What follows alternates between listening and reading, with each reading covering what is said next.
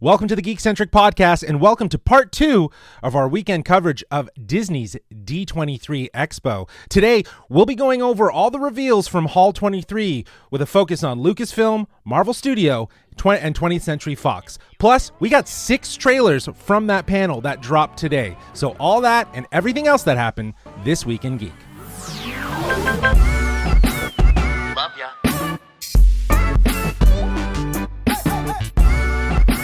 Get home safe, guys. Peace.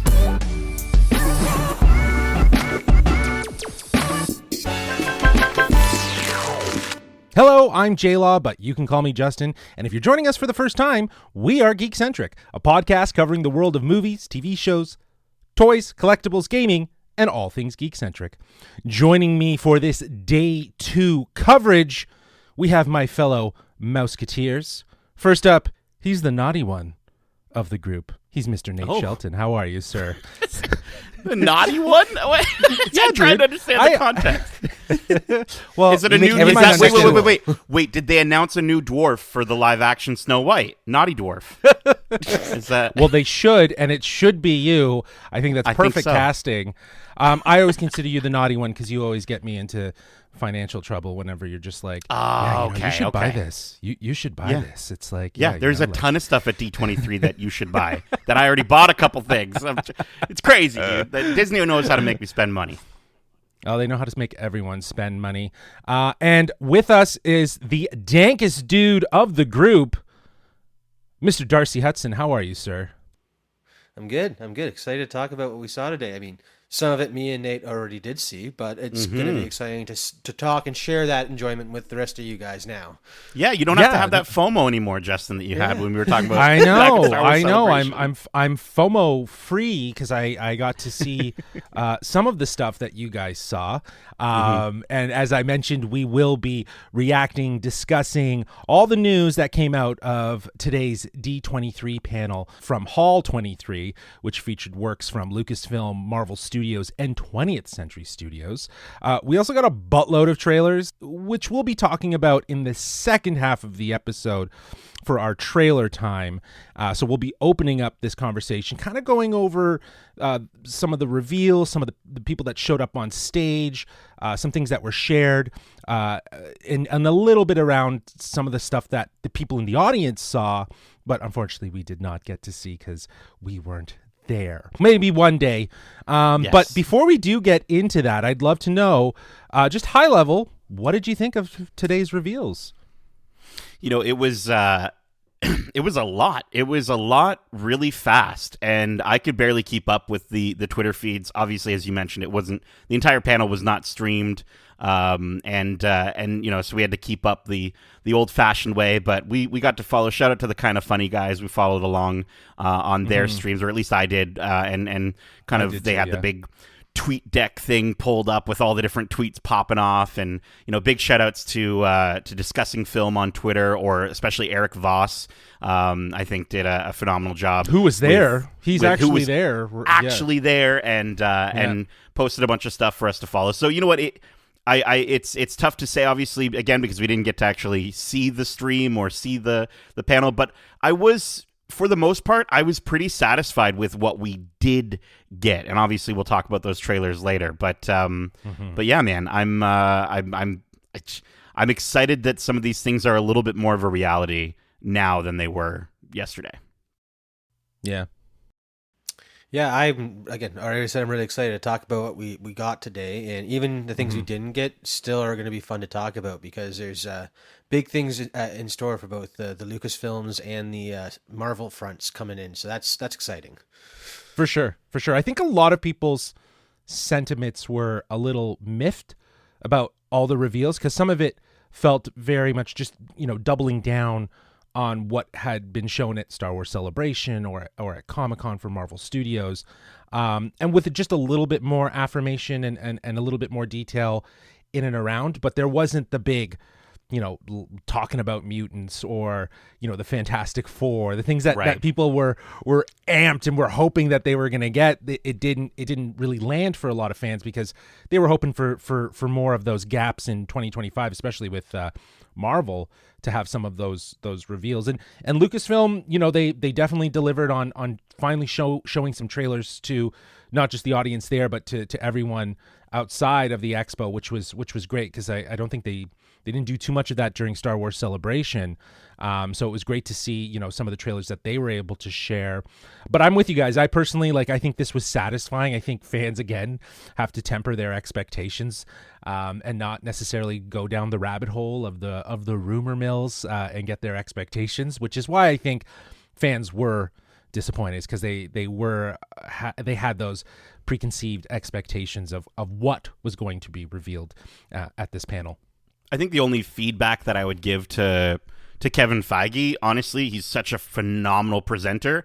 I just don't know if it was the right call to even bring up Fantastic Four and then just say, there's nothing we're going to say about Fantastic Four today. And I mean, I guess they did confirm the director, Matt Shakman. Exactly. That's cool. But to just kind of come out, that could have been a tweet, that could have been a press announcement. It didn't have to be brought up. Or he just didn't have to say anything. He didn't have to say anything and at all. I think that would have maybe made for a lot of folks where, that they see the Fantastic Four logo come up on the screen. They're like, let's go, we're ready, give us the cast. And then for them to say, we just know the director, which we already kind of knew because of leaks. I think if he had just left that alone and didn't bring it up, this might have been a little bit higher for all those folks who were disappointed. But yeah, I wasn't disappointed. Yeah, for sure. Well, let's get into it, guys. Let's start with the first part of the panel, which was Lucasfilm. They did kick things off. Now, the first two things that they showcased were trailers. Again, we're going to wait till trailer time to talk about it. But then Filoni came out, and we have our confirmation of Bad Batch Season 2. A 16-episode series, just like the last season, with a 2-episode premiere dropping January 4th. So yes, we were hoping that we were going to get this by the end of this year, but it seems like the rumors are true. It has been delayed to 2023. We obviously got a trailer already from Star Wars Celebration. It was one of the trailers that we already got. So I don't know if there was there any footage that was shown? I don't believe that there was any additional material shown other than some brief discussion in and around new enemies, new friends will be introduced this season, some old foes as well. So I'm very excited to see what will come the Bad Batch's way for season 2. What do you guys think? Yeah, I mean, this is one of the things that we got at Celebration, and we got a bit more footage there with Omega in action in her later year, I guess now that's passed since the last one. So again, this one was just more confirmation of how many and when. So I mean, it's very cool to know that, because that's something I walked out of Celebration kind of scratching my head, being like, okay, it's cool and all, but when will I get to see this? And I like that they're doing absolutely. a 2-episode premiere. I think that's a great choice. They did it last time, I believe, with season 1. I think we got a 2-episode premiere. I think, especially for this series, it's going to help to sort of cement the arc that they need to be focused on at the beginning. And with 16 episodes, I will say I'm expecting more of those filler episodes with this season. Yeah. I'm expecting more of those ones where we're just kind of like, this episode didn't need to happen. And you can look forward to those watch clubs, and they'll probably be pretty fun. And honestly, it's funny how those ones turned out to be really fun to talk about, even though the episode wasn't that great. But I am excited. I'm excited to see Omega in her new little hat, and to see her growing up. So yeah, man, January 4th cannot come soon enough. I'm super stoked. Yeah, I'm very excited, and yes, there will be a watch club for anyone who wants to join us week to week for 16 weeks. Well, I guess 15 weeks. Yeah, it's going to be a long one. Filoni seamlessly segues into revealing another trailer for Star Wars Tales of the Jedi. Again, we'll talk about that in trailer time. But from there, he then starts to talk about Ahsoka. Filoni shared how much the character of Ahsoka means to him, having crafted her story since her 2008 debut in the animated series Star Wars The Clone Wars, through her live-action debut in The Mandalorian. And yes, Ahsoka is a new live-action series heading to Disney Plus, starring Rosario Dawson in the title role. Favreau is executive producing as well. Favreau was also on the stage. He talked about some epic lightsaber duels that are going to be taking place, which I think is something to look forward to, because I don't think we've gotten enough of that in these Star Wars series, obviously, because they've kind of taken a sidestep from the Jedi story. So it's going to be cool to see some of that. But what I really loved is what Filoni shared here, that many of the fans and crew working on Ahsoka grew up watching Clone Wars. And I got to say, as the geeks that we are, we love the fact that those who are fans and geeks of the things that we love are taking part in bringing this to life. So that's a dope little reveal.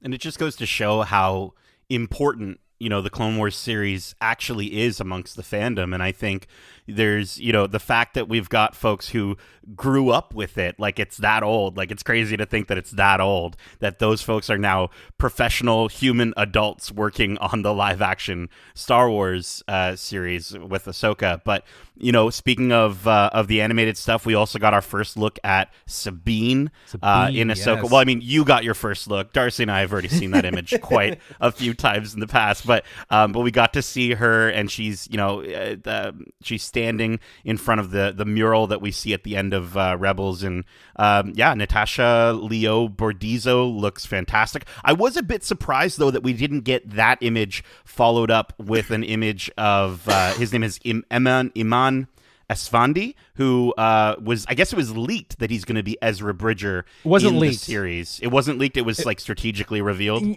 It was revealed by Hollywood Reporters, because a lot of people were talking about that. So it is a soft confirmation, very similar to how Michael Giacchino was confirmed to be directing Werewolf by Night. More on that later. But again, sort of like the same sort of behind the scenes reveals between PR agencies and agencies that rep the actor and the studio. Someone is giving them the information. So it's from a reliable source. I think we can take it. They haven't really steered us too far. So but that casting, I thought that this was going to happen, and he's perfect.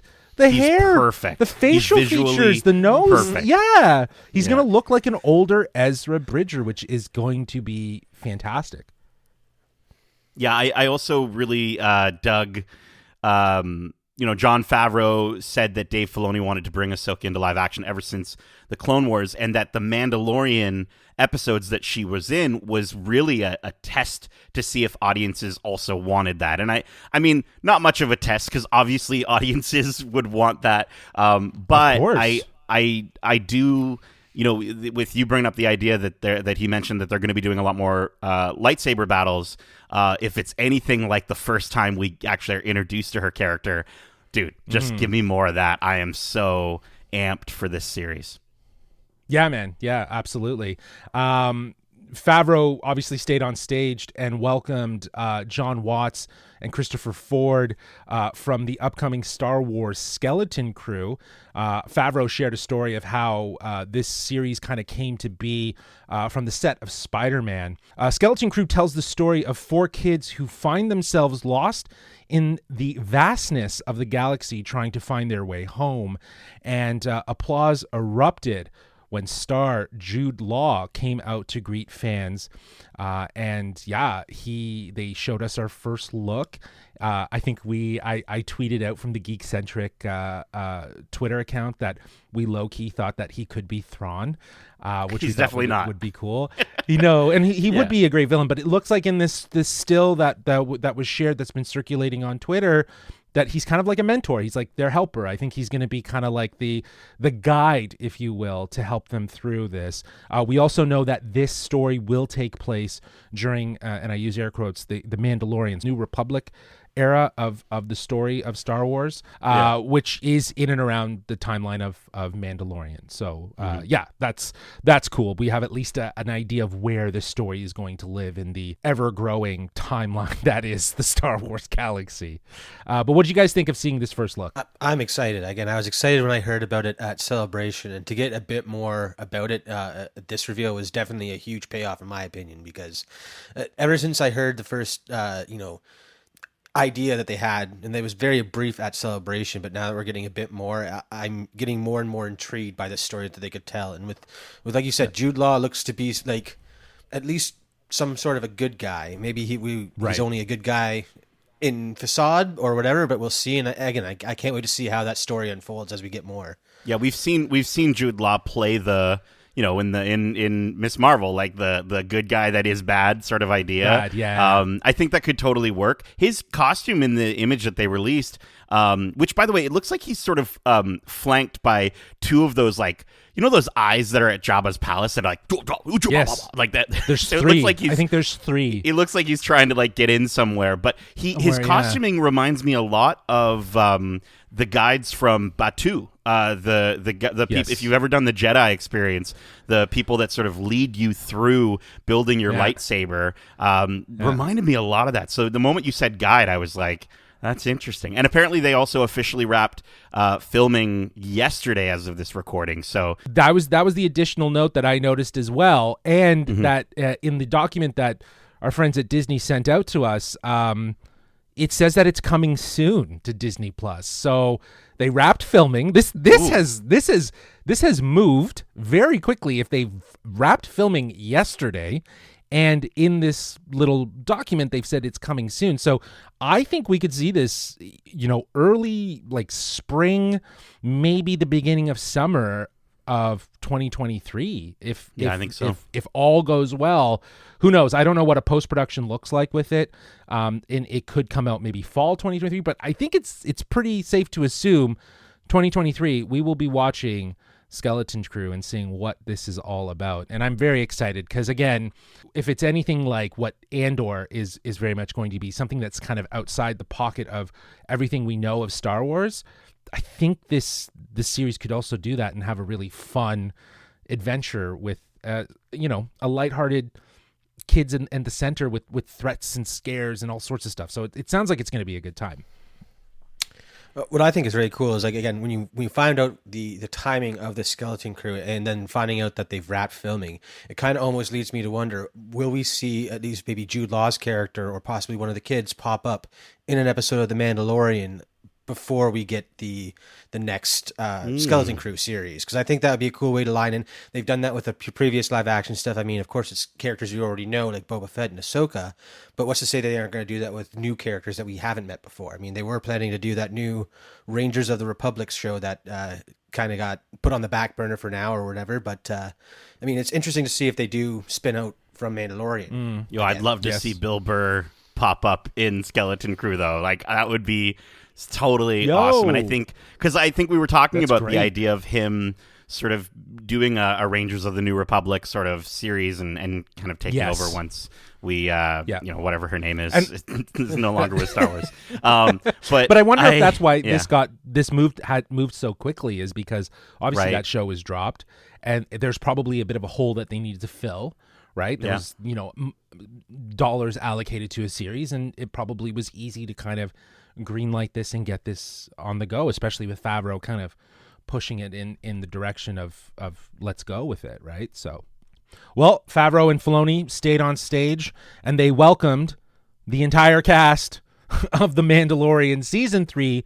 Katie Sackhoff was there. Giancarlo Esposito, Nate's gal pal Amy Sedaris was there, who's confirmed to be in the new season. There were some lovely little things that were hinted at and revealed here. Giancarlo Esposito referenced and said that you haven't seen Moff be vulnerable before. Only you can supply yourself with the patience to find out what comes next. Now, Justin, hold on a second. You're not reading that right. Only you can supply yourself with the patience to find out what comes next. What I think is really funny too is, again, as you're pointing out, we did see Giancarlo Esposito at Fan Expo here in Toronto, and we also saw Katie Sackhoff. As well, so it's really cool to have at least seen them in Toronto. They couldn't talk so much, but now here they are talking a little bit more. They also had a few other people. Pedro Pascal obviously came out as well. Oh, and Emily Swallow, who plays the Armorer, was also on hand with the cast. So we know that this story is very much going to focus on these core characters, and we got a trailer, and we will be talking about that in trailer time when that time comes. But what do you guys think about at least what was shared, and was there anything that I missed in regards to what you might have caught? Well, the only other thing I want to say is it's a shame, unfortunately. I mean, we got to see him live in Anaheim, but Grogu did not make an appearance, and I'm just wondering if, I'm hoping he's okay. They never addressed that, so I'm hoping he's all right, and maybe he was just maybe he's just filming. Maybe he's still doing post production, like they're still working on stuff, or I don't know. Maybe he's a busy guy. I don't know. I feel like he might have a bit of an insecurity about his height. I mean, there was no table like celebration for him to be propped up on and be more at eye level with the rest of his cast. That makes sense. Yeah, maybe he's insecure. Yeah. Yeah, I like that. Looks like though that Mandalorian is dropping February 2023. I see that here in our Discord notes. It says 2023. Did it say February? It said streaming 2023, right? People were tweeting that they were saying February on stage, so I think that's what it's going to be. Okay. But take that with a grain of spice. A grain of spice. I'll take 2 grains of spice. Thank you very much. There you go. Lucasfilm then closed out their panel, of course, talking about Indiana Jones 5. Footage was shown, sadly, exclusively to the D23 attendees. Harrison Ford cries on stage after the first look at Indiana Jones 5 is revealed. Which was crazy, dude. I've never seen him cry in my life. That maybe he didn't in a cry movie. in Star Wars at all. Yeah, for sure. You know what I mean? But I think to a certain degree, like a lot of people, even the kind of funny guys on that stream were joking about how he just doesn't give a flying fuck about these characters. Like he just gets paid. He doesn't really care. Right. But I don't think that's the case, right? Like I think maybe you could say, I think Star Wars burdened him with more stardom and fandom than he really wanted around that character. I think he thought of it as just a character that he's playing, and everyone's like, Harrison Ford, he's my Han Solo and all this stuff. So I think he has an appreciation, obviously, and I think that very much Indiana Jones is an extension of that as well. He has an appreciation for the fact that fans are doing it, and I think this very well might be either his last movie, like he might retire. I feel like this might be him kind of saying, you know what, I'm done with these kind of movies or just doing these sort of things. And maybe that's part of the reason why he was, overtly emotional on stage. But either way, he's putting his heart into this character. So I'm excited to see. Yeah, I definitely think he's more. I think he thinks of himself more as Indy than Solo. I think he's got more of an affinity for the character, and I absolutely do think. I think he dies. I think Indiana Jones is going to die in this movie, and I think his emotional bout there of just talking about the fact that the movie has a lot of heart in it as well. He says it's going to kick your ass, and I think when he says it's going to kick your ass, I think maybe that's twofold. Maybe that's, on one side it's going to kick your ass because it's action packed, but maybe it's also going to kick your ass because it's super emotional. And I can't wait to cry. I'm excited. Yeah. I mean, hearing that he cried talking about it isn't that much a surprise to me, because the short little time we got to see him at Celebration after John Williams played the Indy theme, he was very choked up when he was talking about how much the character has followed him throughout his career. And like, again, I definitely think he has a respect for the characters and of course owes a lot of where he stands now to the fandom, and he appreciates a lot of that too. So I think it's really cool to see him getting choked up about characters that mean so much to us, because clearly they mean a lot to him too. Yeah, he was quoted for saying, "Thank you for making these films such an incredible experience for all of us. I'm very proud to say that this one is fantastic, and she's all the reason why." And he was referring to Phoebe Waller-Bridge. And I could see her potentially being the character that we move forward with in Indiana Jones. Sure. Again, having not seen anything from footage or trailers or anything that was shown, I just get that sense. I get that sense that the reason the two of them are on stage talking about this movie is because there's going to be the Force Awakens handoff in this movie. I mean, I believe they announced during the panel that she was playing his goddaughter in the movie. So it would make sense that there is that connection for that baton passing. So, I mean, I'm all for it, and I can't wait to see what adventure he takes us on for the final ride. Dude, she's gonna get a hat. She's totally gonna rock an Indy hat. That'll by be the end of that movie. a sick moment if she ends up putting that hat on. I think that'll be like, that would be absolutely dope. Yeah, I'm interested to see if this is, as you described it, the Force Awakens, the passing of the hat, if you will, Passing to the of the next whip. generation. Yeah. Oh, even better, you go. passing of the whip. I mean, you could probably I say love passing that. of the torch as well. Like, I think it all works, but Yeah, anyways. exactly. It's all indie themed. Yeah, you're absolutely right. Yeah.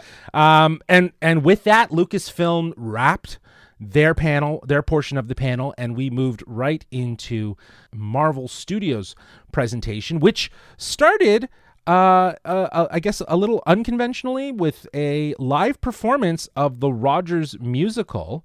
Yeah. This I didn't expect this. I thought that was fairly interesting. Totally. I think it was just, I mean, it's a lot of fun to see, right? And I think it was the one musical performance that I got to see a few Twitter clips here and there of people in the crowd recording it. And I will say it sounded better than anything from yesterday's live stream of all the different music that was going on there. So maybe they figured out the sound mixing in the D23 hall, but yeah, man, I would have loved to see that. I hope Rogers the Musical becomes a real life thing, or they at least do something with like a live Avengers experience where they can play that somewhere in Toronto. It'd be super cool. Well, to check out. I think. Oh yeah, that'd be great. Like if it was like a flash mob type of thing, I think Right? that's dope. Oh wow.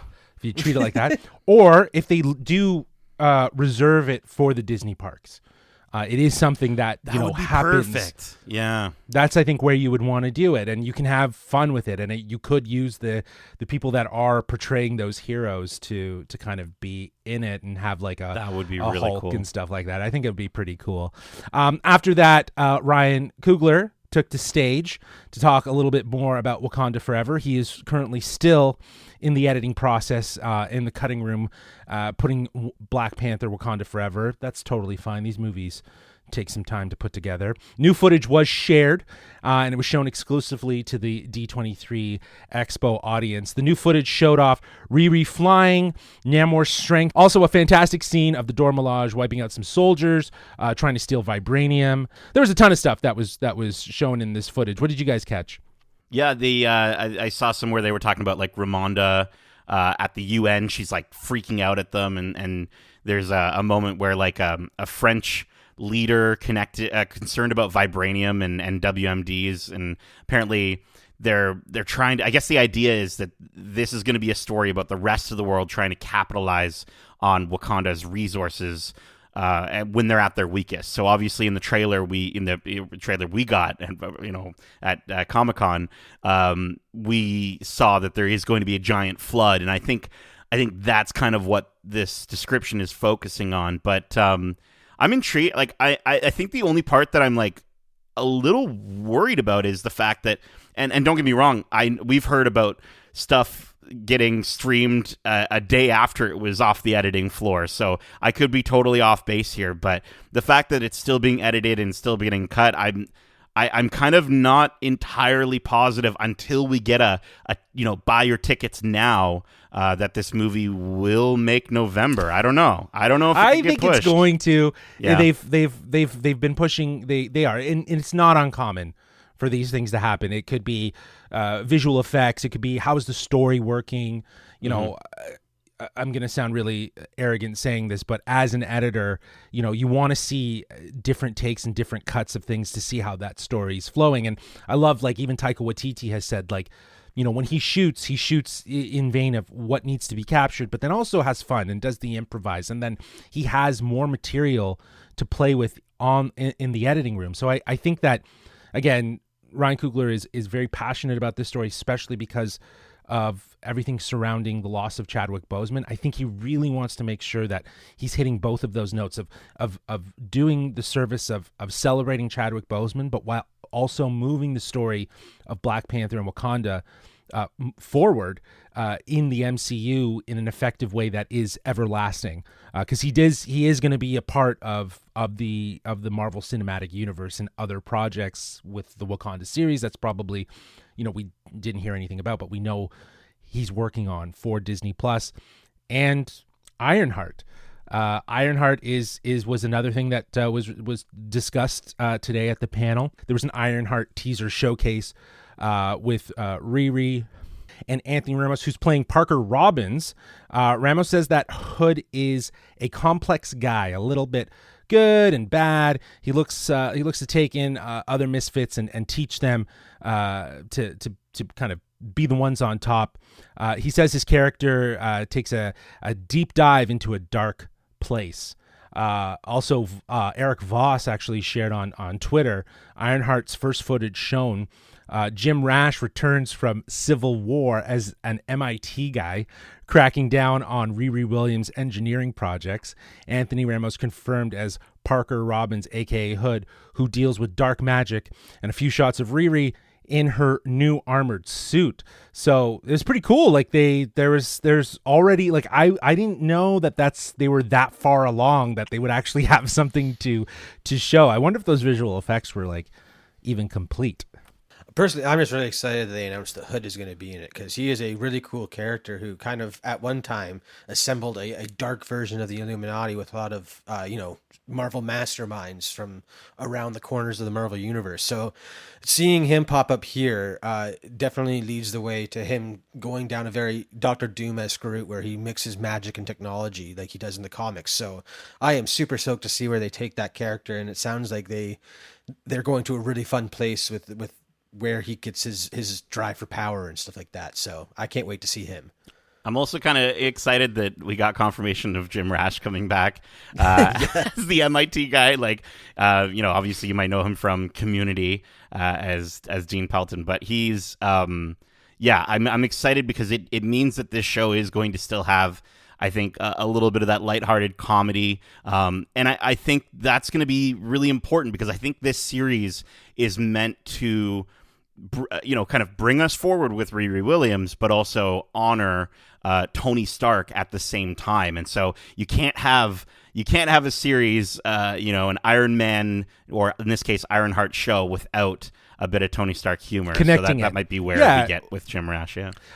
I think it's less about the idea of the humor, but more the connectivity of the fact that she's in MIT, and obviously we did see Tony Stark at MIT, and maybe what her program that she's working on is subsequently funded from that Tony Stark grant that he revealed in Civil War.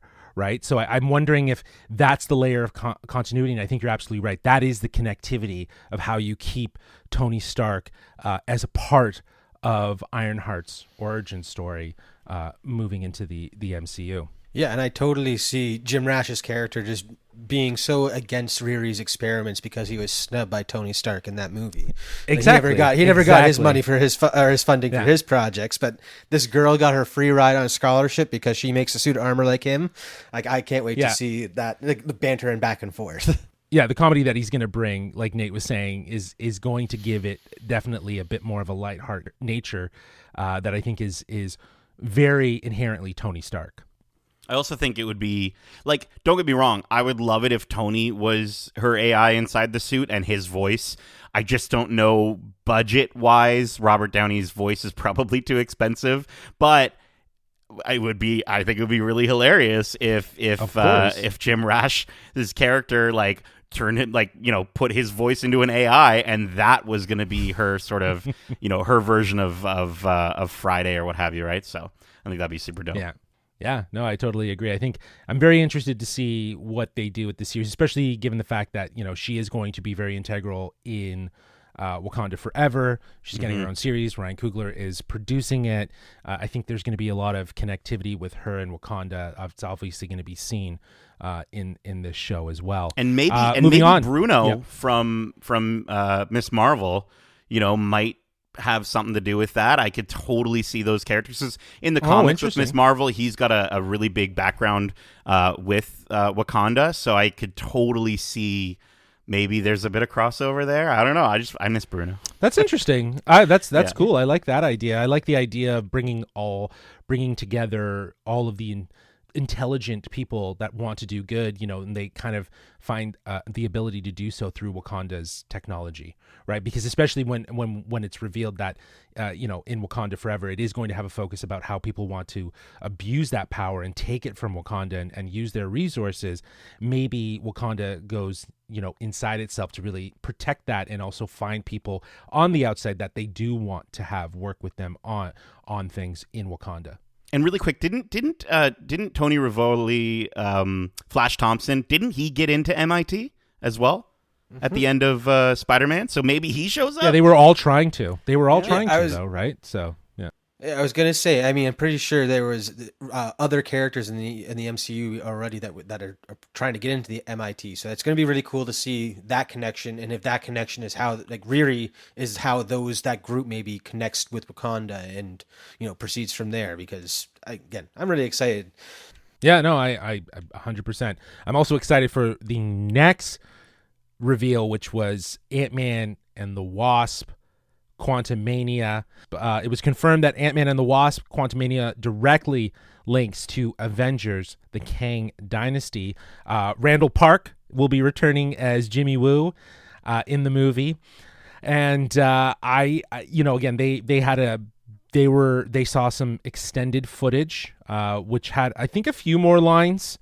And apparently one of the lines was in and around Kang needing Ant-Man to steal something for him, which I think is perfect. It really does connect back to the first movie, where he's only being used for his thieving skills, and that's very much what he's good at. And honestly, that's kind of his ammo for throughout the entire MCU. So it's kind of like an irony, like he was always destined to be in this situation with Kang, where Kang is going to need a specific set of skills from Ant-Man to acquire something. So I think that's really cool. And I think this leads to this probably being like a multiversal, or I guess a quantum realm heist movie, I think is going to kind of be the feeling with it. Ooh, interesting. I just don't know if you can do that again, given the time heist scenario that we already got from Endgame, right? But I get what you're coming from in terms of the fact that, again, he needs him to steal something. So it'd be interesting of how they kind of do a different take on that. Yeah, I mean, the only thing that I could think of is I can't wait to see Kang and what he's setting up. I mean, me and you talked off air, Justin, about some potential things where maybe there's a Kang who's allowing these things to happen so that he can maybe take out all the variants of Kang that are dangerous and potentially being Iron Lad. And I mean, I feel like Quantumania will really set the stage and determine the tone of what Kang means to the MCU. Because right now we really don't know what's coming from him. Yeah, and to be fair, I was talking to you about a theory that the folks at New Rockstars have been diving deep and kind of looking at everything that's happened in Phase 4, because so many people have been, I think, shitting on Phase 4 to say there's nothing that really connects all these movies and these stories, but maybe they'll matter more later when we start to see where everything's going, and the fact that maybe there's a Kang variant that's letting all of this stuff happen. And I think that's really cool. There is one variant out of the many Kang variants that is helping to inevitably stop the rest of the Kangs.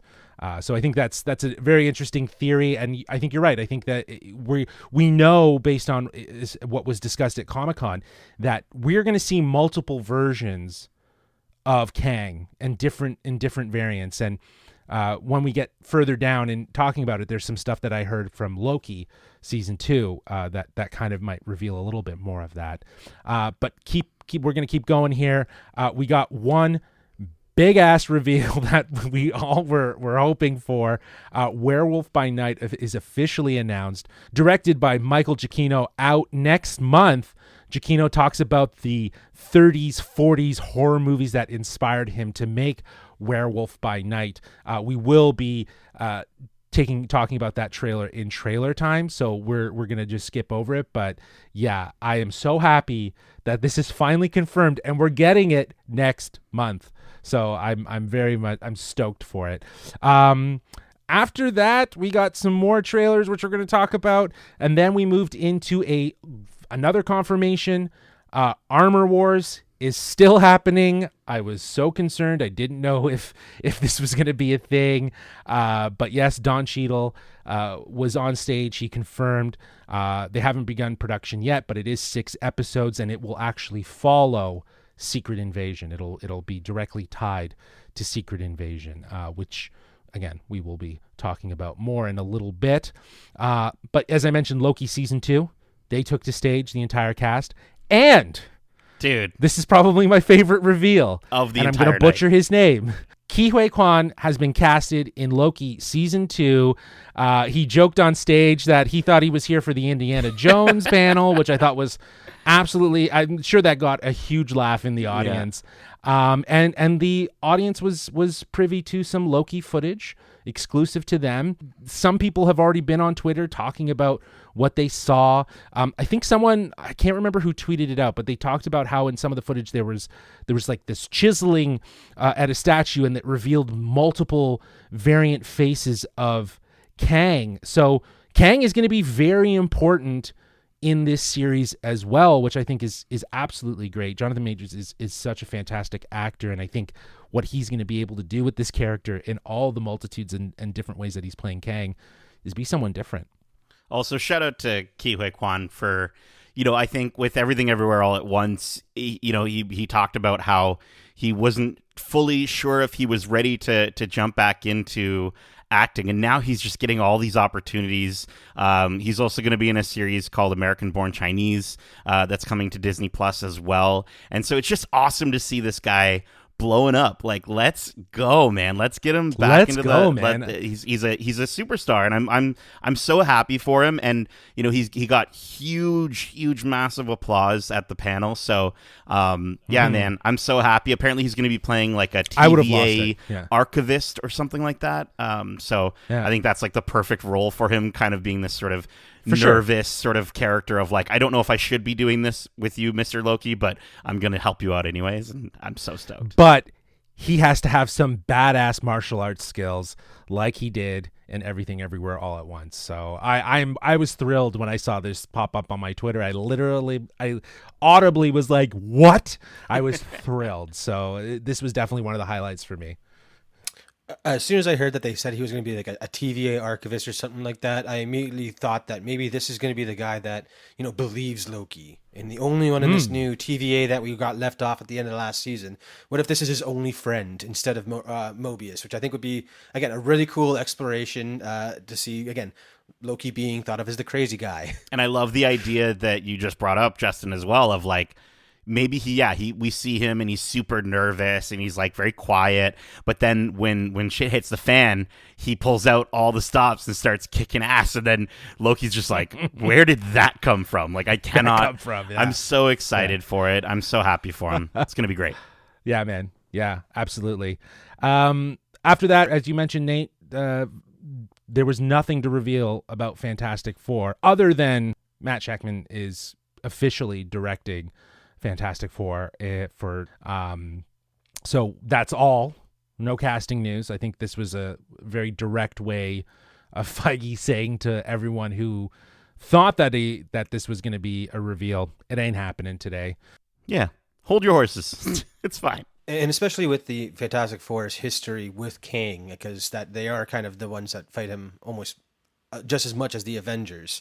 I feel like, Kang is a descendant of Reed Richards in the comics, so I feel like maybe they're waiting for some more Kang lore to come out before they decide to introduce this family, especially if they're going to be going back to the 60s or 70s to introduce them as a team at that point. And I think fans need to remember that, like, this is the villain that they're setting up as the next Thanos. So look at how long it took for us to get to Thanos, but also remember the fact that we didn't know about Thanos as, where the story was going when phase 1 started. So we're kind of back there again. I think people need to have more of a mental reset to understand, hey, I'm not, we're not immediately about to jump into the final movie that was announced at the end of, phase, I guess, what is it, 6? So, I think, calm down, relax, it's fine. We got a lot of time, and there's so much content in between.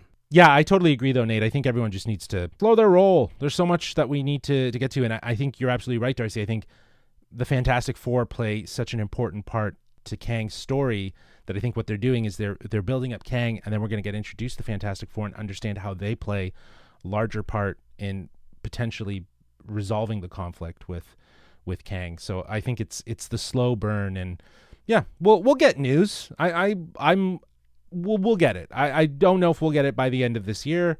Maybe they save it for something next year, so we'll see. We also got confirmation that Echo has wrapped filming, and new footage was shown, and the footage confirms Wilson Fisk will return. He has a bandage over his left eye, which is obviously subsequent from the gunshot wound at the end of Hawkeye. The series will explore Maya's indigenous history. Love that. A cool and a cool looking bionic leg attachment, and her battle with the tracksuits using deafening sound amps. Like there was a lot of stuff that was shown that puts this up in the sort of area of being an origin story, but with badass action. Yeah, I think it's going to flash back and forth, and I think we kind of anticipated that the series would focus on her indigenous history as soon as we saw that Devery Jacobs from Reservation Dogs fame was cast. So I'm super stoked for this. I love the idea of her using deafening sound amps to go up against the tracksuits, who are just so dumb they have no idea what to expect. And it, that kind of reminds me a little bit of some of the tactics that a lot of the characters in the Apple TV Plus show C did, where they kind of they would wear masks that cover their face but not their ears, because that's how they see.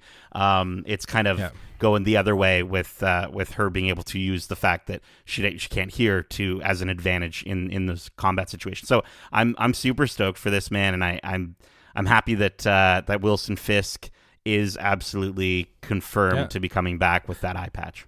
Yeah, and as you mentioned, the cast was on the stage talking about Echo, and Vincent D'Onofrio was one of the cast members that was there, and he actually stayed on stage after the Echo panel, and Charlie Cox joined him on stage to talk about Daredevil Born Again, which will begin production in 2023. It's an 18-episode series. They gave us a new logo treatment, which I'm sure will change the next time we talk about this, because these logos just keep changing every time. It seems like there was a great candid shot of them on stage, kind of with their arms around of each other, being very excited to be back playing these characters. And I think fans are obviously gonna love that.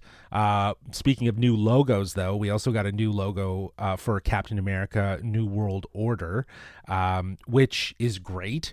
Not necessarily as great as the other news that came, which is Tim Blake Nelson will return as the leader for Captain America New World Order, as the main villain.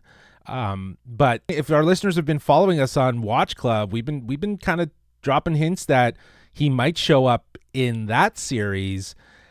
Is this like a subtle confirmation that he might, or are we will he be referenced? I don't.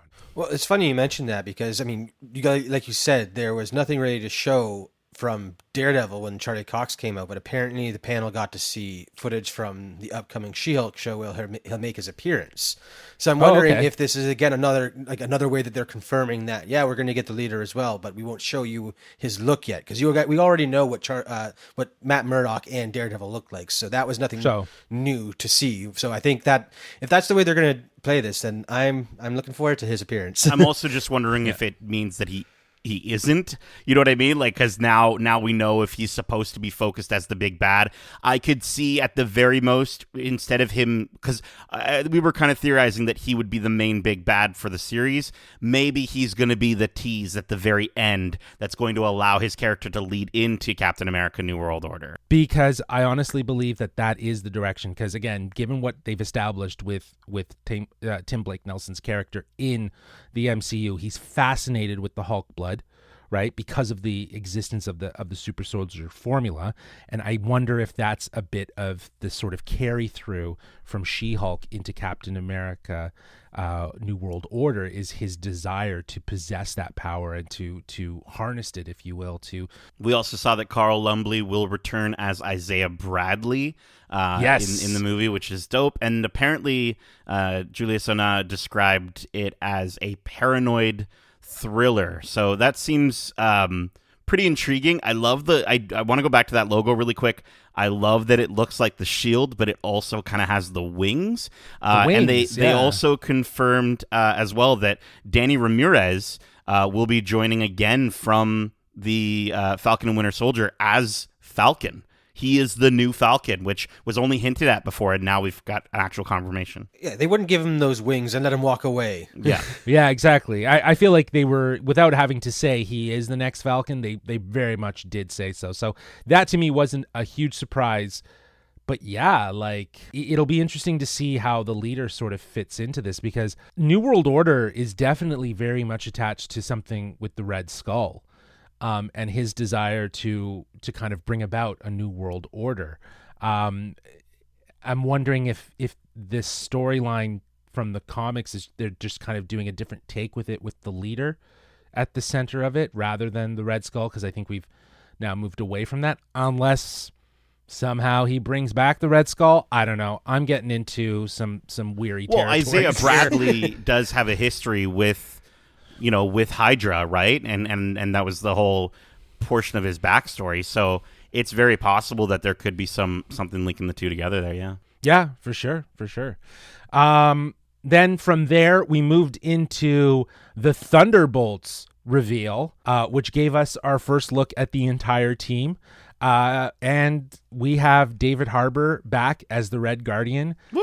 Ghost is going to be a part of the team. Wyatt Russell back as U.S. Agent. The Taskmaster is also a part of this group. And yes, Florence Pugh as Yelena is in it as well. And Bucky Barnes, Sebastian Stan, is also in it. The big question, I guess, is will Abomination and Zemo be in it? Or like, is it something that we may see like revealed in this movie? I mean, I wouldn't be surprised if they, reveal at the end or like halfway through the movie that the person that Val is getting all her, plans and ideas from is Zemo in captivity still. Abomination is a bit more of a stretch because, again, with the most recent appearance in She-Hulk, I feel like they kind of confirmed that he's going to be settling down a bit more, and it might be some time before we see him, become the Abomination. Thunderbolts 2. Thunderbolts, maybe something like that. I'm really stoked for David Harbour coming back, though, because he was fantastic as Red Guardian, and I can't wait to see, again, the banter with what they have as the cast. And again, I think they confirmed during the panel that Taskmaster will be the Taskmaster we saw in Black Widow with the actress returning. Okay. Can't remember her name right now. It's Olga, and the last name is slipping me, but I believe they confirmed that she's returning. So it's going to be really cool to see. Cool. Again, at least the three of them reunited on the screen again, and their relationship will go from there. Right. I think that's really good. I love the dynamic, too, of what you're going to have here, right? Like, especially if you have someone like Taskmaster interacting with someone like Ghost. Do you know what I mean? Which who seemingly look very similar to one another, and I'm wondering what their combo fight moves will look like.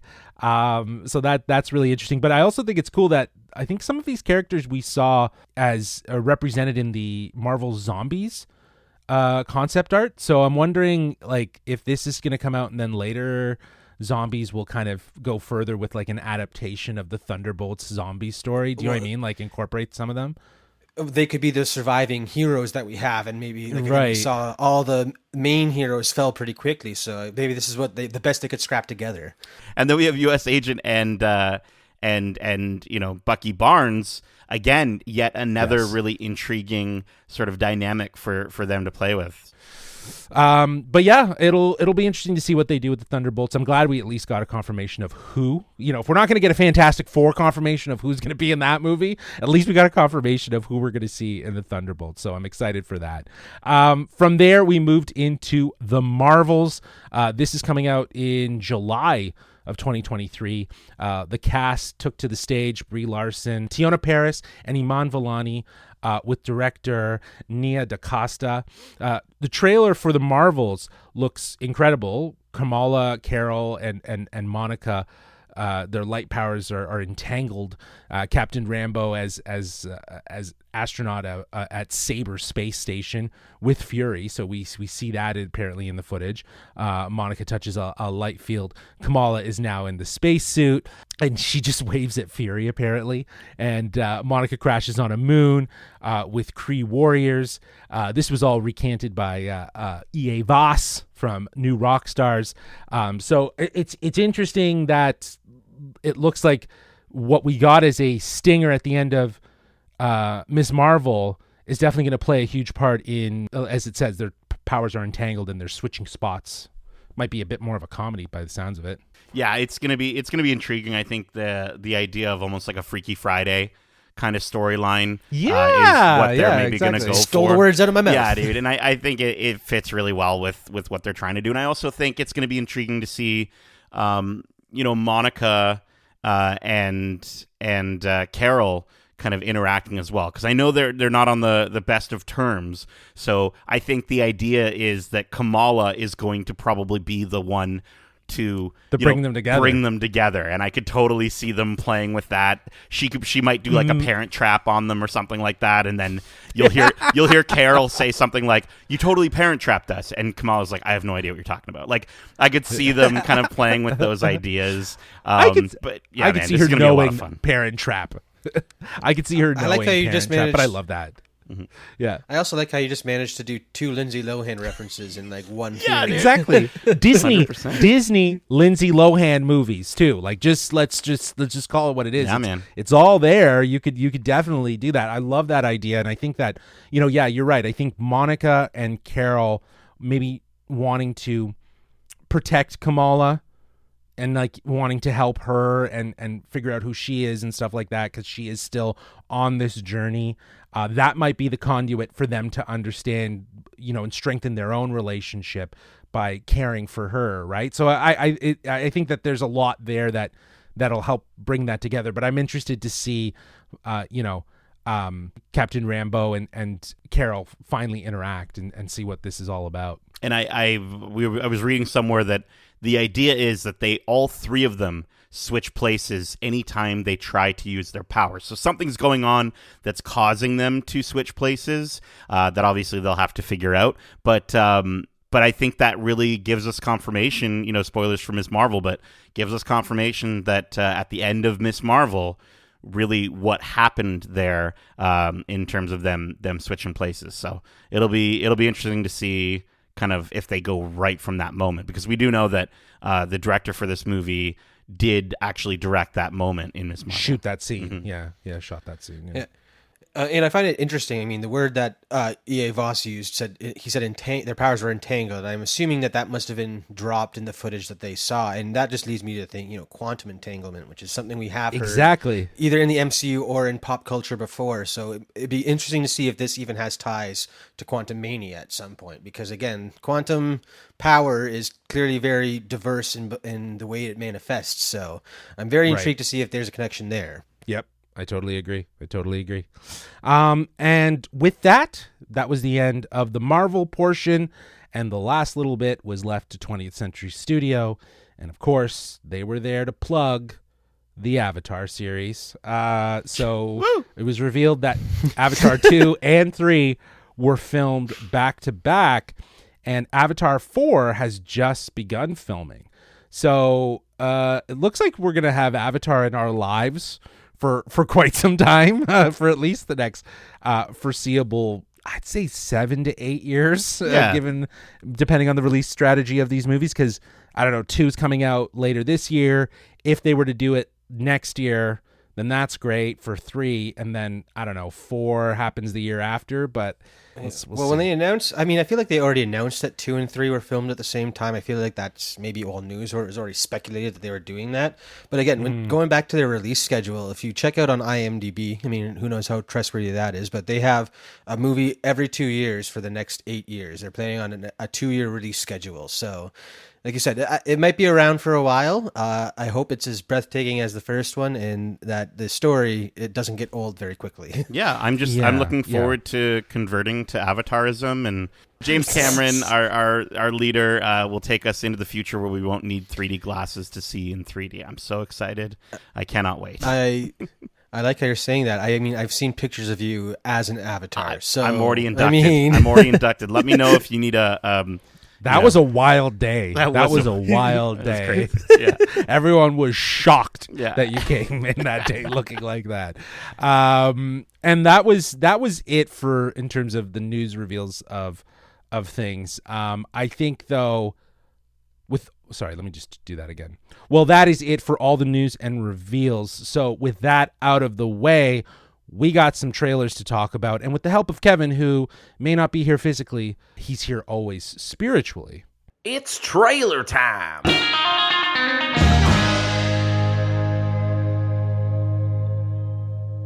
All right, our first trailer was actually the first thing that we saw that was revealed in this panel from Lucasfilm. It was the final trailer for Andor. This is Tony Gilroy is behind this series. Andor will explore a new perspective from the Star Wars galaxy, focusing on Cassian Andor's journey to discover the difference he can make. The series brings forward the tale of the burgeoning rebellion against the Empire and how people and planets became involved. It's an era filled with danger, deception, and intrigue, where Cassian will embark on the path that is destined to turn him into a rebel hero. Nate, who's starring in this lovely series? I'd love to tell you. Of course, we've got our main man, Diego Luna. We got Genevieve O'Reilly returning, as well as Mon Mothma. We got Stellan Skarsgård, Adria Arjona, Denise Goh, and Kyle Solar, as well as Fiona Shaw. And this is going to be streaming exclusively on Disney Plus September 21st. It's coming up. Yeah, it's coming up, and it's actually a 3-episode drop on September 21st. So you're going to get 3 episodes to enjoy, which is great. I think that I think we can say I think now that Nate and I were fortunate enough to watch a handful of episodes and before some upcoming interviews, which will be coming later next week. And yeah, it's this show deserves 3 episodes to premiere it, because it is something. And I loved what we got in this new trailer. We really do see the sort of political turmoil that is, manifesting itself in the galaxy, and the sort of spy thriller vibe is really cemented in this trailer, right? And yeah, I think it's such a different time. It's such a different perspective in the Star Wars galaxy that I think is going to.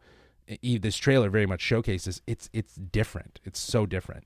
Yeah, totally. I mean, it's really setting the stakes for what's to come in this series. I mean, like you said, it's a time that we know is already rife with a lot of the Empire being almost at full power. So it looks like we're going to get a lot of, again, underdog stories and how the rebellion truly came to be, which I think will be a really cool journey. Yeah, I mean, as Justin said, we got to see a few series. Now you're feeling FOMO, Darcy. I got to see a few episodes already. But no, you know what? I'm actually really stoked. I don't know why I didn't realize it before, but Eben Moss-Backrack, who, if you've watched The Bear, is absolutely excellent. He plays Cousin Richie on The Bear, and he's going to be in this show, which is super dope. And I didn't really see him a lot. So I don't know how much of a role he's going to have, but I'm hyped to see him in this now that I've watched that show. And this, this show continues to look super beautiful in a dark way. We got the confirmation that a lot of it really wasn't shot on the volume. It was shot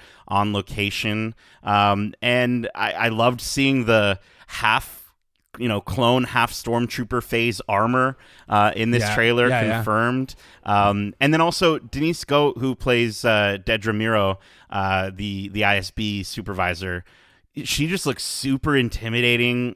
She's like, we have to drill down and get a hunt started. And fun fact, little tease, we might have had the opportunity to interview her as well as someone else from this series. So look forward to that conversation real soon. Yeah, absolutely. Yeah. I loved, we got more of a look at Forrest Whitaker, his return as Saw Gerrera, which I think is great because, in at least even in Rogue One, it was very much instilled that he had a huge influence with the rebellion and the movement itself. So I think it's great to have that connectivity here. I know a lot of people were a bit confused. I think the Kind of Funny guys were a bit confused about how this whole series was structured. I believe it is a 24-episode spy thriller, but it is broken up into 2 seasons. So this first 12 episodes, I believe, take place 5 years before the events of Rogue One.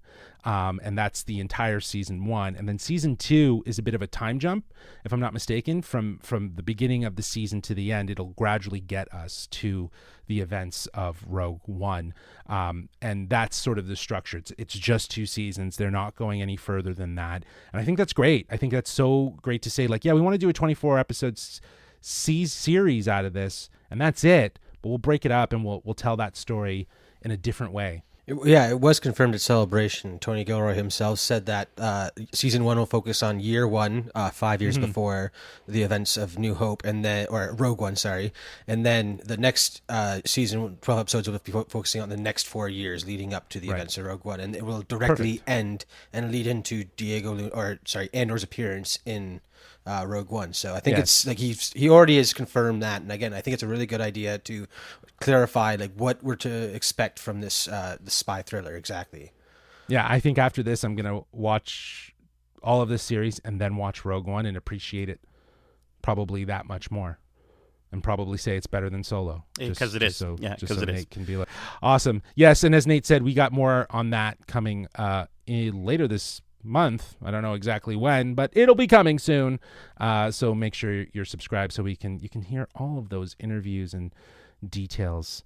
Little tease for you. We don't really do teasers, so that's one for you. All right, let's go to our next trailer. Again, another Lucasfilm trailer, which was for Willow.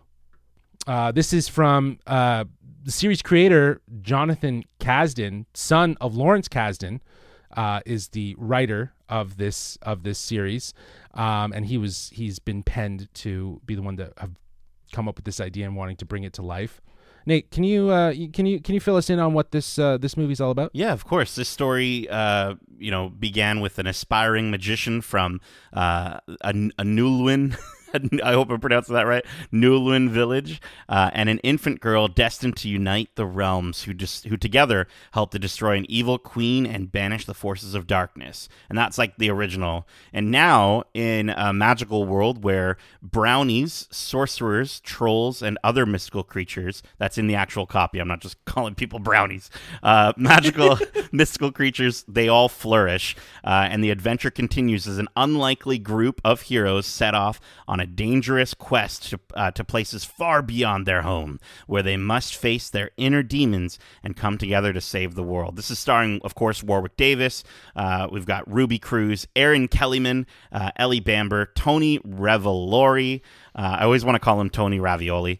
Amber Chadha Patel, Dempsey Bright, Joanne Wally, and now we just learned today Christian Slater is also going to be in this show. This is going to be streaming on Disney Plus November 30th, 2022. Yeah, we saw some footage. I'm not sure if it was the same trailer or not at Celebration. We got so much between Celebration, Comic-Con, and now, it's hard to remember what I saw where. But I am more stoked than ever for this series. I've never been a big Willow fan, but with the visuals we're getting in this trailer, and then the announcement of Christian Slater in this world, I can't wait to see what magical journey that Disney Plus is about to take us on.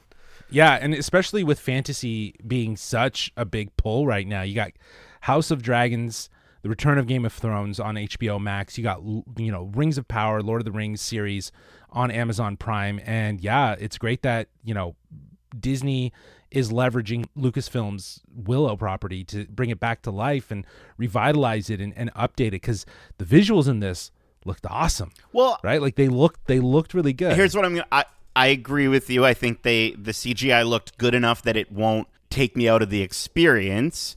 But I do think that the real key to this series, and it looks like they're doing this based off this trailer, is going to be with the practical effects, because I think that's what's going to bring it visually closer to the original world for fans of the original. I will say I am not a fan of the original, not because I don't like it, but I've never seen it, as you probably know by the fact that I don't know what brownies are. But I will say this makes me want to go back to watch the movie that came out 34 years ago to understand 100%. What's going on. And it's cool. This is the first non-Star Wars major project that Lucasfilm has done in quite some time. So I'm really excited to see how they can tell stories outside of Star Wars, because I think we need it. Besides this and Indy, there's not really much to go off of. So I am stoked, and I do think it looks like it's not going to take itself too seriously. The supporting cast looks great. Exactly. Flash Thompson from Spider-Man, Tony Ravioli, as I called him. We've also got Aaron Kellyman, who obviously you might know from the not as good as Rogue One movie Solo, but also Falcon and the Winter Soldier. And yeah, man, this trailer got me way more hyped than when we were at Star Wars Celebration. And I feel like it's probably just because we're getting a more of a mix of trailers here, whereas at Star Wars Celebration, my mind was just like, I don't care about Willow, just show me more Obi-Wan Kenobi right now. So, yeah, man, this looks like it's gonna be fun. Yeah, man, I totally agree. I think the big thing for it is what you said. It's not going to take itself too seriously. It is going to have fun with it. It does feel supposed to be very much like The Princess Bride, where it doesn't necessarily take itself too seriously, but it lives in that fantasy world. And it has fun with it. I think this is obviously a little bit more scaled, but I'm interested in seeing maybe a little bit of camp. You know what I mean? Like it'll be okay, especially given the fact of where it's coming from, and it's in the original Willow. I watched it a long time ago. I will definitely have to be rewatching it before I check this out on November 30th. Again, very close. All right, next one was one that we kind of hinted at, Tales of the Jedi from showrunner Dave Filoni. Each episode of Tales of the Jedi tells a short story featuring Jedi from the Star Wars prequel trilogy era. The 6 episodes are split into 2 paths, the first following Ahsoka Tano across various points in her life, and the other depicting a young Count Dooku before his fall to the dark side of the Force. This is starring Liam Neeson. Michael Richardson is also in this, who is Liam Neeson's son. Janina Gavankar is also in it, Matt Lanter, and Ashley Eckstein. From the Clone Wars animated series, and all 6 episodes will be streaming exclusively on Disney Plus October 26th. Yes, just around the corner. I'm so stoked for this. I'm really excited. This is the same trailer that Darcy and I saw at Star Wars Celebration. Dave Filoni was saying that he wrote these while he was on plane trips. And I gotta say, baby Ahsoka is coming for you, Grogu, okay? So just be ready. She's super cute.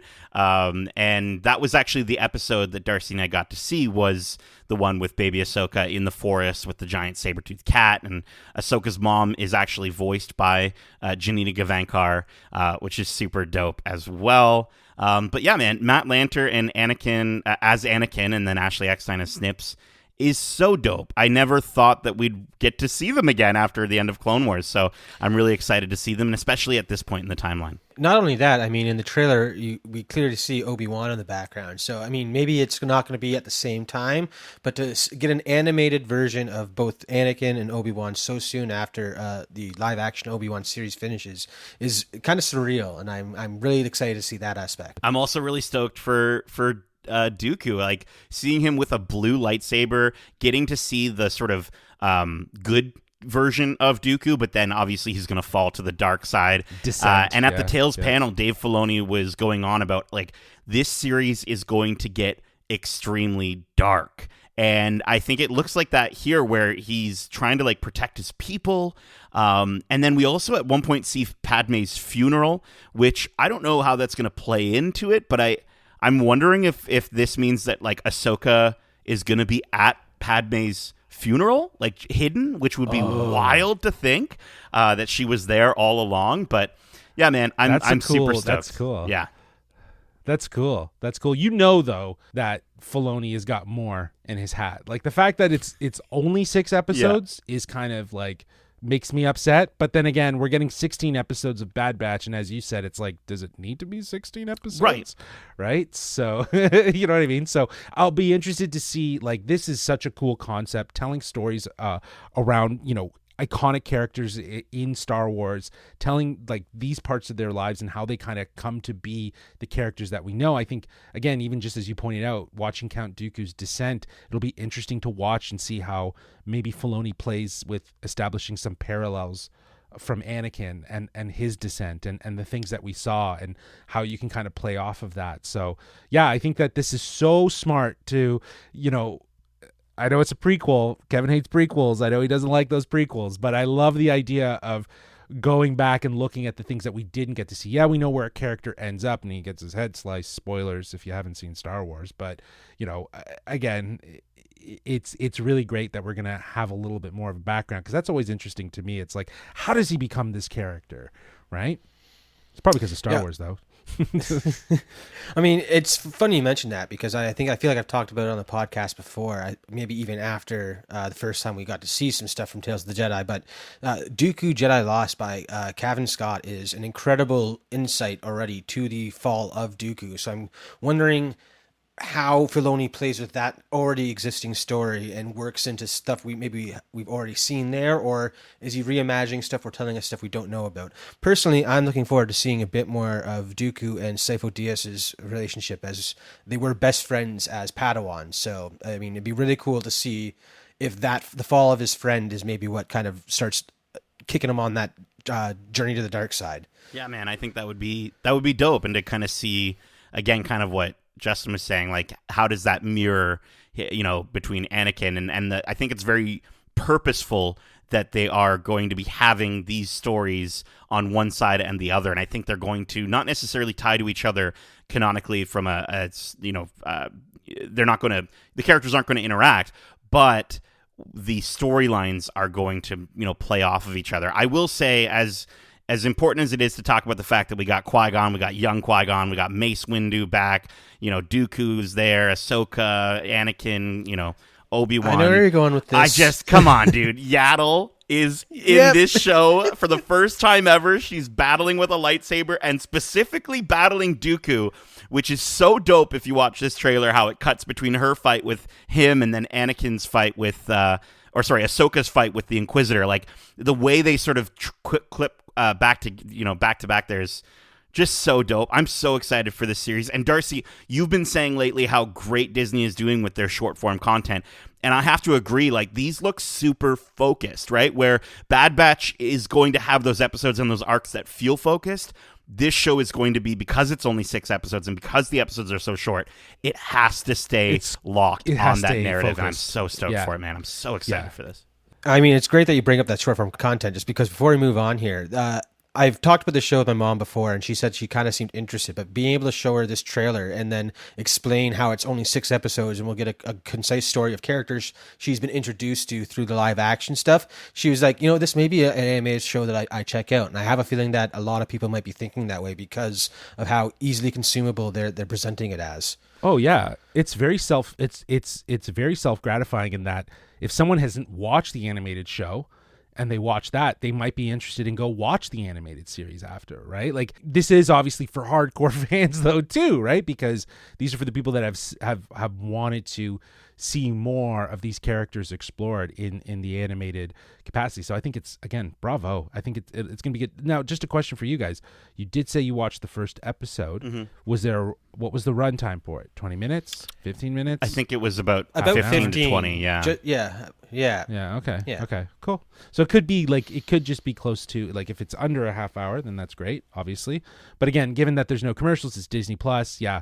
It'll be interesting to see how the format, and as you said, Nate, the need for this series to stay focused, how it stays focused on the narrative that it's telling. So I'm excited for it. October 26th, 2022, right around the corner. Then we got The Mandalorian Season 3 from showrunners Jon Favreau and Dave Filoni. The 3rd season of The Mandalorian sees Din Djarin traveling to Mandalore to redeem his past transgressions with his companion Grogu.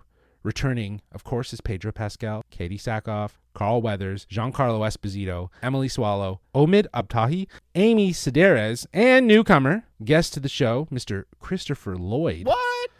Yeah, I mean, that was confirmed we didn't a while see him ago. in the trailer, but yeah, that was confirmed a while ago. We didn't see him in the trailer, but now the trailer does say streaming exclusively on Disney Plus in 2023, but I think, as you guys were mentioning, some people at the panel were referencing February 2023, like they were tweeting that out. Yeah. So it could be coming February 2023. Take that with a grain of salt. But was this the trailer you guys saw? So this was similar to the extended trailer that we got at Celebration. Seems like it might have been a mashup. What they did was they definitely have structured it differently. I remember the moment of him flying over the destroyed Mandalore was like the big reveal at the end of the trailer that we got, the second trailer that we got for this show or for this season. But it definitely, here it was closer to the beginning. I also don't remember the music in this trailer being the same. Like, this music was dope. I really loved it. It was sick.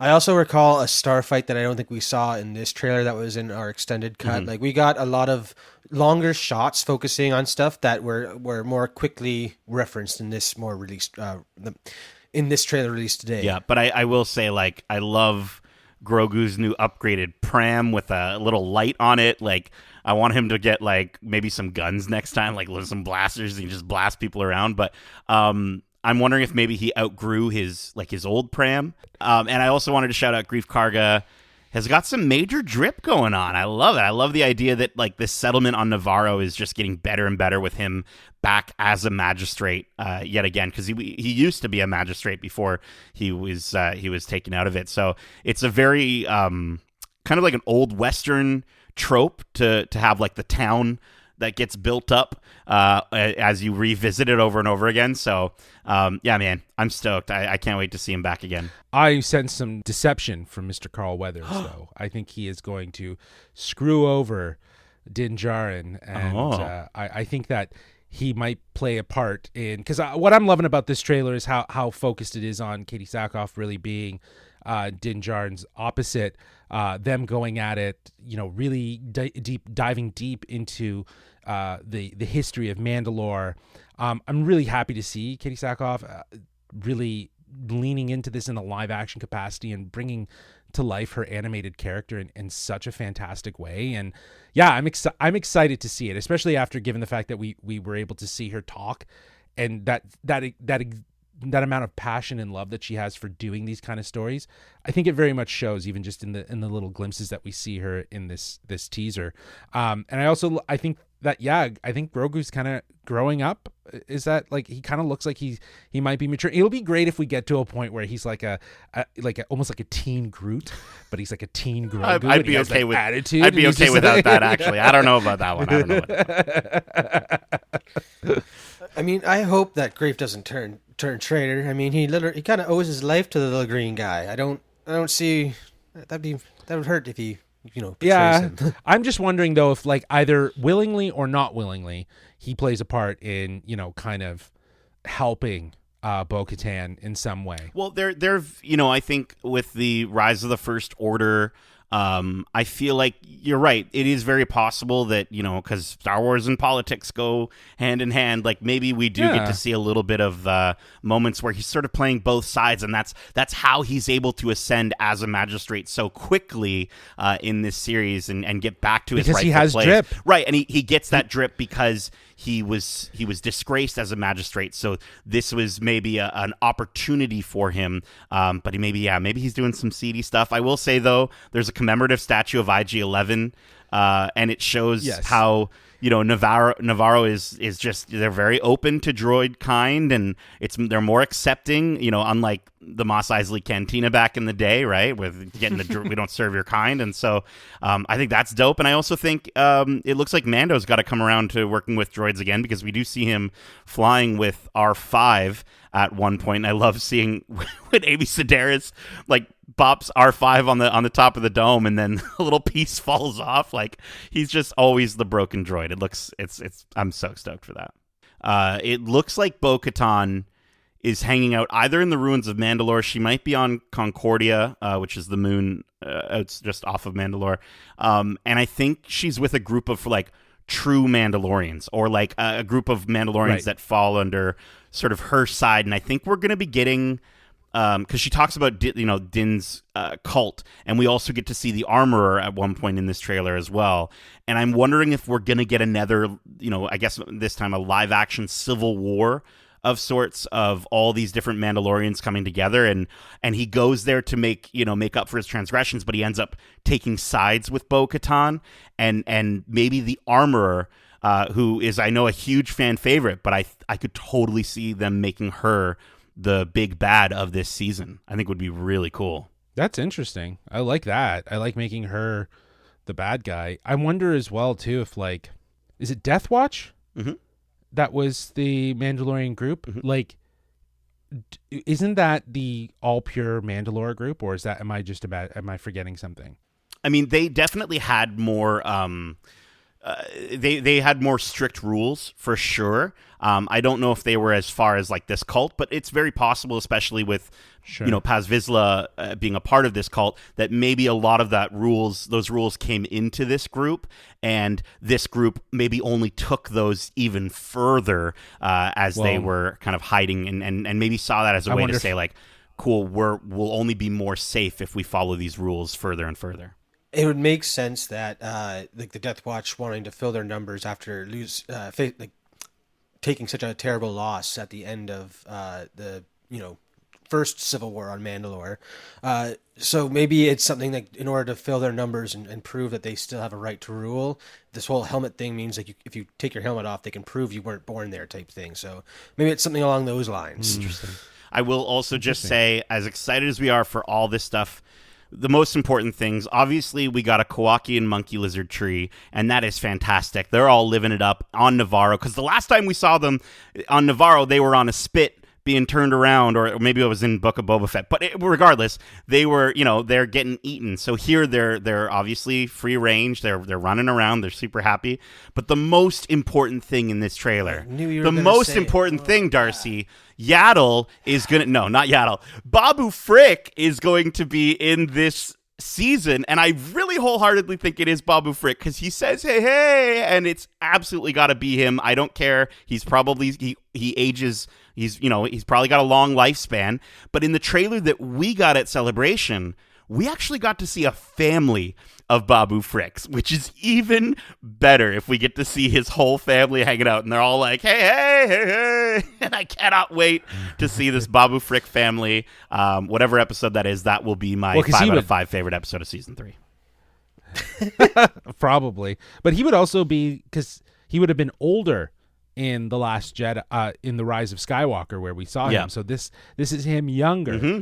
That's interesting. Babu Boy Frick. That could boy be... baby Babu Frick. Babu Boy.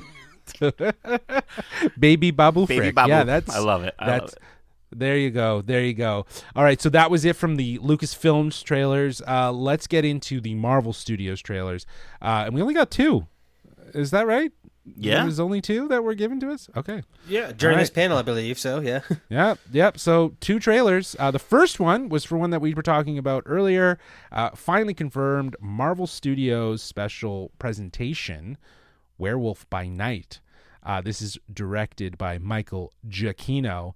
Nate, what is this? What is this all about? Well, listen, there's no official premise, but as far as what it's been saying online, it looks like this is going to be setting up a literal game of werewolf. A lot of people are speculating where a group of hunters are assembled to capture a real werewolf, but they cannot tell that it's Gael Garcia Bernal, as long as his character of Jack Russell remains in his human form. So there's going to be kind of, I could see them sort of playing with the idea that they all don't necessarily know who the werewolf is. The Werewolf by Night trailer reveals Jack will very much turn into the werewolf at some point, and the entire group will have to hunt him down. This is starring Gael Garcia Bernal, Laura Donnelly, Harriet Sansom Harris, 3 names there, Eugenie Bondurant, and Jacob Maya. And this is really around the corner, October 7th on Disney Plus. Let's go, dude. I'm so stoked for this. I'm so stoked. This trailer was fire.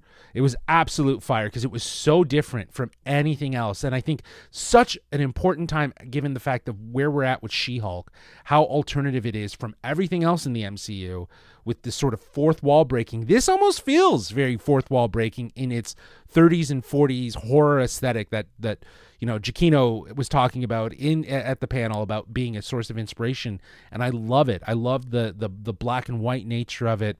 Also, really interesting that we got our Marvel Studio presentation. I was going to say title sequence at the beginning. I think that's going to be so different. It's a multiverse. Well, no, you see, my thought on it is that's also what they're going to use for the holiday special, and like 100%. Going forward, anything 100%. That sort of is outside of right. I could totally see them doing that, but this looks wild. I think and contained. It's going to be very much like a more extreme play. I think on the concepts that we got with WandaVision. I think especially with Giacchino bringing up the 30s and 40s horror movies. I think that's going to be very much at play here with the look and the tone, but I think it's going to feel like non-canon, but then there's going to be something really small that's going to come into play. TVA. Yeah, well, and I was going to... TVA. You see those TVA prunes? I was going to say, Yeah. I think maybe, because we see them fighting each other, they're pruning each other at one point, I think maybe this is going to end up being a branch timeline that has gone horribly wrong, and that this will directly tie into Loki season 2. So I could totally see with their involvement. But Darcy, I wanted to bring something up as well. Man-Thing. Did you see Man-Thing? And I don't know anything about Man-Thing, but do you know about Man-Thing? I didn't see. I was very confused by this trailer. I'm trying to follow it. It was very pulpy and everything in its inspiration. But Man-Thing is a nexus of all realities, so it'd be kind of funny if you do mention the fact that he would appear in Loki, because he is very much a constant throughout the multiverse. But he is basically just like, again, the center of all universes kind of passes through Man-Thing's body. Whoa. And he gained sentience when someone had a car accident and his body fell in the swamp and then merged with this center of all realities. So it's very interesting, and very, again, when it was released, it was super pulpy and inspired by the 30s or 40s. So this would be the perfect time to introduce him. The only thing I'm concerned about is if it is all in this style, it might be hard for a lot of fans to watch. I know I watched the trailer with my mom and brother, and both of them were instantly like, nope, not for me. I will not be checking this one Well, out. because So, it looks legitimately scary, Darcy. Like, I thought we were going to get more of a campy comedy. We even heard at one point, because Giacchino was attached to it, that it was possibly going to be a musical. And I don't think, based off this trailer, that's going to be what's happening. This looked really scary and really like fever dreamish, and yeah, man, I'm so stoked for this. I really cannot wait to see what this is. Yeah, I love the description of fever dreamish. I totally get that. It can go two ways, though. I'm with you, Darcy. It could get old fast if you do it in that aesthetic, right? You could probably just keep it black and white, and maybe the trailer. Yes, I have no issue with more... black and white, but yeah, if the trailer leans into the 30-40s thing, then just for the promotion, I honestly think that's for marketing. For that. I do think it's for marketing, because I don't think you could really go that way with it. But I think keeping it black and white really does separate it from everything else, and really does make it a special presentation, if you will. And I also love the murder mystery, the clue vibe to it, right? The murder mystery sort of idea of who is the werewolf, right? Like, I love that, and I think that that's going to play a huge part in kind of revealing what's going on, why we're in this situation. But you brought up Loki season 2, which definitely showing those people prune. I think that's going to play a part. I'm also wondering if Moon Knight somehow plays a part in this. Mm-hmm. If we get another Moon Knight hint here, especially the way the logo treatment for the design, it is all on white, very similar to the way the logo treatment for Moon Knight was depicted. And we know that in the comics, Werewolf by Night was the introduction to Moon Knight. Is it maybe, do we see some sort of crossover here that connects these two? Because I do think that when it comes to multiversal storylines, I think Moon Knight's actually pretty important. We just don't know that yet. Well, let's move into our next trailer from Marvel, Secret Invasion. This is from showrunner Kyle Bradstreet. The crossover event series showcases a faction of shape-shifting Skrulls who have been infiltrating Earth for years. This stars Samuel L. Jackson, Ben Mendelsohn, Kingsley Ben-Adir, Emilia Clarke, and Olivia Colman. This is streaming exclusively on Disney Plus sometime in 2023 with 6 40 to 50 minute long episodes. Let's go. So it's gonna give us that form factor. I was very surprised by this trailer. Kind of talking about the first trailer we were talking about, Andor, a spy thriller in the Star Wars universe. This very much feels like a spy thriller in the MCU, and it really leaned into that with this sort of mystery and this intensity. It's crazy. I'm very interested to see what this is all about. Yeah, this looks like it's going to get really dark, and I love that the trailer opens with the beam down from the sky, and the image starts to look like that really traditional, like old school Alien. right? The thin neck and but then it turns out to be Nick Fury. And I feel like that is a tease of where the series is going to kind of focus, where it's going to kind of be like Westworld, where, with Westworld, you don't know who's a robot and who isn't. And I think they're very much setting this up to be like, even Nick Fury could be a Skrull. So could be a Skrull, right? Yeah, and that would be crazy. So I'm super stoked for it. I think it's going to be great. Don Cheadle's going to show up as Rhodey, and then we've got Everett Ross is going to be in this. Ben Mendelsohn, I'm stoked for. One thing I did want to just point out though, there's a moment with Mendelsohn and Kingsley where there's some people behind him that all stand up and then change also into him.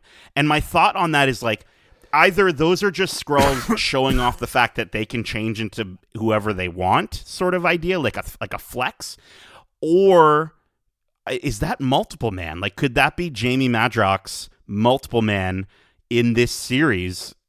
Maybe, or like I don't know. I'm throwing that out there. I'm probably wrong. It's probably just a bunch of Skrulls, but I think it's a bunch of Skrulls because I'm pretty sure Yeah. you see the fact that they were different people beforehand, and Multiple Man can't shift into other people. He just makes copies of himself. That would be a wicked way to introduce him, though, and who knows, maybe that, I mean, they have been known to tease us or mislead us with trailers before, so maybe that is something to throw us off the scent in that regard. But yeah, no, this looks like it's going to be a really wicked and intense ride. There's a rumor that Olivia Colman is head of MI13, which I was looking it up. I was doing some research. Apparently, it's a British operative team in the Marvel Comics. Darcy, do you know about this? Yep. And they're also known for working with, Captain Britain and Psylocke. Henry Cavill. So they get a lot of people that, could be leading in towards the UK superhero world, because they do have more spy-based heroes. Again, Psylocke and Captain Braddock being the two most prominent. Very cool. And also Emilia Clarke is in the show. I think she's a Skrull. I think everyone's a Skrull in the show. By the end of the show, all the characters are just going to turn into Skrulls. Well, I just don't like how the first. I don't like how the first people they throw or person they throw under the bus is Everett. I love me, my Everett. Don't turn it into a Skrull. Oh, man. Yeah, I'm wondering. I think you're right. There's been rumors that she's actually an integral Skrull. Oh, okay. In this whole storyline, but yeah, if she is, I love the fact that we haven't seen her like that yet. Obviously, given this is our teaser, so hopefully they will save if that is a reveal for the series. And they just continue to market her as being a human. But you're right, everyone. In the back of their mind, everyone's a Skrull, man. You can't trust nobody. No one, dude. And I love that this is given the Winter Soldier vibes. And as you said, a spy thriller, very much backstabbing, so. secret identities, dude. I'm so stoked for this. I can't wait. 100%. Yeah. Awesome. Well, that is it for our day 2 coverage. Yeah, this is a long one. We're getting up there. We're getting close to time. We hope you enjoyed this episode, and if you did, well, we got another one coming tomorrow, and we got one that we already posted. So for day 1 is already out, and day 3 we're going to record, and that will be covering all the park stuff. Again, very loosey-goosey reactionary process. So tune in for that. But that's it for this episode. Be sure to subscribe to us wherever you listen to podcasts, and let us know what of these fantastic Lucasfilm Marvel properties you're excited to see. And you can reach out to us at wearegeekcentric@gmail.com. That's wearegeekcentric@gmail.com. Or you can reach out to us on Twitter at GeekcentricYT or on Instagram at wearegeekcentric. Keep in mind, we have a ton of episodes covering all things geeky, including our recent spoiler-free reviews for Disney's Pinocchio, which is available out now for you to listen, and it's on Disney Plus for you to stream. We also have our Behind the Geeks episode with composers of Pinocchio, Alan Silvestri and Glenn Ballard. We also have our spoiler-free review for Disney and Pixar's TV series Cars on the Road, where Nate, Darcy, and Meg chat about this charming series. And speaking of charming, Nate had a chance to chat with one charming individual, Mr. Dan Whitney, a.k.a. Larry the Cable Guy, a.k.a. the voice of Mater, which in that episode, they have an idea that is pretty dope for a Mater podcast. I want that thing to happen. I'm just going to keep saying it, and hopefully it'll happen. And that's available on podcast feeds and on YouTube, so you can watch Nate's beautiful face as he gabs on with Larry, a charming man. So cool. We also posted our spoiler-free review this past week for the Netflix series Cobra Kai Season 5. Nate and Kev take it to the dojo and hash it out over the win and losses of the latest season. And finally, it seems like 2 weekends ago, it probably is, we have our coverage for Fan Expo. It was our first time going as press. And we collectively sat down and recanted our adventures here in Toronto, our hometown. And not only did we do that episode for podcast feeds, we also posted 6 interviews with local artists, vendors, creators who we met at the con. And all those are available on YouTube, and our YouTube link is in the show notes. Darcy, Nate, thank you so much for joining me for this recap. It was a long one. We got through it, and we had some great conversation. I appreciate you guys. Yeah, I really do. Yeah, Disney always makes us talk forever. Always. They're good at that. I know. I'm slow, bro. It's okay. Anyways, as we say, Love ya. Laters. Peace. Babe.